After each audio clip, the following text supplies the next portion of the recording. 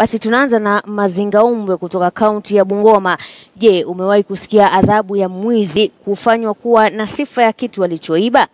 Basi mtu mmoja aliiba kuku huko Bungoma na mganga akafanya kuku huyo kulilia katika tumbo lake. Najua huniamini, lakini ukitazama taarifa hii ya Robert Wanyonyi utashangaa zaidi.